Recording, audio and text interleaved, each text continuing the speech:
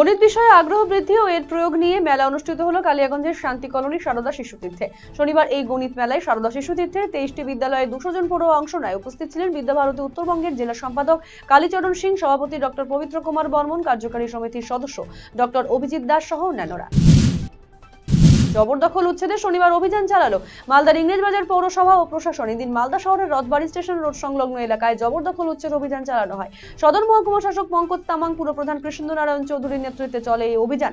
রাস্তার দুই ধারে বেআইনি পার্কিং এবং সবজি সহ অন্যান্য ফল ও অন্যান্য সামগ্রী বিক্রেতাদের সরিয়ে দেওয়া হয় রাস্তার ধার থেকে। ব্যাংকে কাজে এসে অপহৃত ব্যবসায়ী, যদিও কয়েক ঘন্টার মধ্যেই অপহৃত ব্যবসায়ীকে উদ্ধার ইসলামপুর থানার পুলিশের। পরিবারের অভিযোগের পরিপ্রেক্ষিতে ব্যবসায়ীকে উদ্ধারে তৎপর হয় ইসলামপুর থানার পুলিশ। দীর্ঘক্ষণ খোঁজ চালানোর পর ফোনের লোকেশনের সূত্র ধরে বাগডোগরায় তার সন্ধান মেলে। এরপর বাগডোগরা থানার পুলিশের সাথে যোগাযোগ করে ইসলামপুর থানার পুলিশ ওই ব্যবসায়ীকে উদ্ধার করে নিয়ে আসে। রায়গঞ্জ বিধানসভা উপনির্বাচনের দিন যতই এগিয়ে আসছে ততই বাড়ছে প্রচারের ঘনঘটা। সমস্ত রাজনৈতিক দলের প্রার্থীরা দিনরাত এক করে প্রচার কার্য চালাচ্ছেন। রায়গঞ্জ বিধানসভা উপনির্বাচনে তৃণমূল কংগ্রেস প্রার্থী কৃষ্ণ কল্যাণী জোরদার প্রচার চালিয়ে যাচ্ছেন। তার কাজে অনুপ্রাণিত হয়ে শনিবার রায়গঞ্জ ব্লকের 9 নম্বর গৌরী গ্রাম পঞ্চায়েতের প্রায় 30 জন বিজেপি কর্মী তৃণমূল কংগ্রেস দলে যোগদান করে। তাদের হাতে দলীয় পতাকা তুলে দেন তৃণমূল কংগ্রেস প্রার্থী কৃষ্ণ কল্যাণী। গঙ্গারামপুর সুপার স্পেশালিটি হাসপাতালে রক্তদান বিষয়ক নিয়ে আলোচনা ও স্বেচ্ছায় রক্তদান শিবির অনুষ্ঠিত হলো শনিবার। এই কর্মসূচিতে উপস্থিত ছিলেন চিকিৎসক Abdul Halim, voluntary blood donors অ্যাসোসিয়েশনের সহ সম্পাদক অভিজিৎ সরকার, ব্লাড ডোনার্স ফোরামের কর্মকর্তা সুশান্ত কুণ্ডু সহ অন্যান্য সংগঠনের সদস্যরা। এবারে সুব্রত মুখার্জি ফুটবল কাপ টুর্নামেন্টে উত্তরবঙ্গের সেরা হিসেবে নির্বাচিত হয়েছে ইটাহার হাই স্কুল। এরই পরিপ্রেক্ষিতে শনিবার কৃতি এই ফুটবল দলের সদস্যদের সংবর্ধনা জ্ঞাপন করা হয়। শনিবার বিদ্যালয় প্রাঙ্গণে আনুষ্ঠানিকভাবে জয়ী ফুটবলারদের মিষ্টিমুখ করিয়ে সংবর্ধনা জ্ঞাপন করা হয় বিদ্যালয়ের পক্ষ থেকে।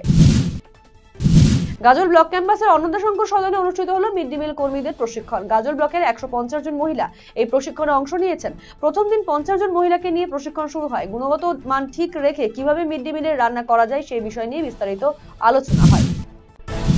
চোলাই মদের ঠেক বন্ধের দাবিতে প্রশাসনের দ্বারস্থ মহিলা বাহিনী। শনিবার দক্ষিণ দিনাজপুরের বুনিয়াদপুরে অবস্থিত আবগারি দপ্তরে অভিযোগ জানাতে দক্ষিণ দিনাজপুরের তপন ব্লকের আজমতপুর গ্রাম পঞ্চায়েতের মনোহলি ও গোপীনাথপুর এলাকার মহিলারা। তবে মহকুমা অফিস ভিন্ন হওয়ায় অভিযোগ জানাতে না পেরে কার্যত হতাশ হয়ে বাড়ি ফেরেন তারা।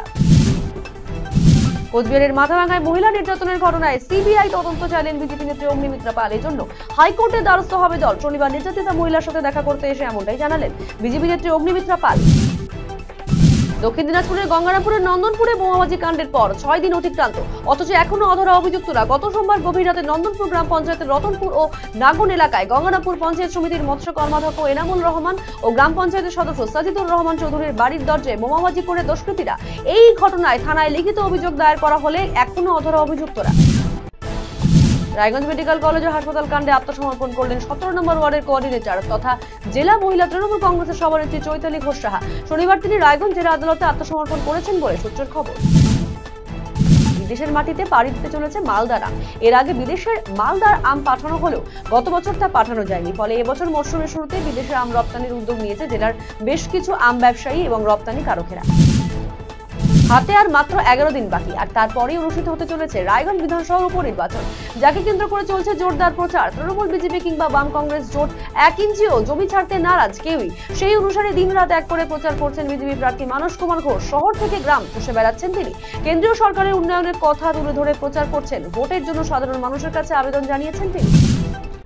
বার লাইসেন্স প্রদান না করার দাবি নিয়ে শনিবার ধিক্কার মিছিল এবং প্রতিবাদ সভা অনুষ্ঠিত হলো কালিয়াগঞ্জে। ভারত সেবাশ্রম সংঘ কুনোর শাখার অধ্যক্ষ স্বামী জ্যোতির্ময়ানন্দ মহারাজের নেতৃত্বে স্কুলের ছাত্রছাত্রী, আশেপাশের গ্রামের বাসিন্দা এবং হিন্দু মিলন মন্দিরের মাতৃমণ্ডলী সহ সমাজের গুণীজনদের নিয়ে এই ধিক্কার মিছিল বাঘন বটতলী বাজার পরিক্রমা করে। রায়গঞ্জ বাণীবন্দনার পরিচালনায় শহরে অনুষ্ঠিত হলো আন্তর্জাতিক মানের মেকআপ কার্নিভাল অ্যান্ড এক্সপো। শনিবার রায়গঞ্জ শহরের একটি অভিজাত হোটেলে জমকালোই অনুষ্ঠানের আয়োজন করা হয়। অনুষ্ঠানটির মিডিয়া পার্টনার ছিল আরসিটিভি সংবাদ। কাপড়ের দোকানে এসে শাড়ি চুরির অভিযোগ উঠল 4 মহিলার বিরুদ্ধে। ঘটনায় ব্যাপক শোরগোল পড়ে যায় ধূপগুড়িতে। দিনে দুপুরে এক কাপড় ব্যবসায়ীর দোকানে ক্রেতা সেজে ঢোকে 4 মহিলা। এদিকে দিনে দুপুরে কাস্টমার সেজে দোকানে কাপড় চুরির ঘটনায় ভিড় জমায় স্থানীয় মানুষেরা। পুলিশ আটকে থাকা 2 মহিলাকে উদ্ধার করে থানায় নিয়ে যায়। গোটা ঘটনায় ব্যাপক চাঞ্চল্য শহর জুড়ে।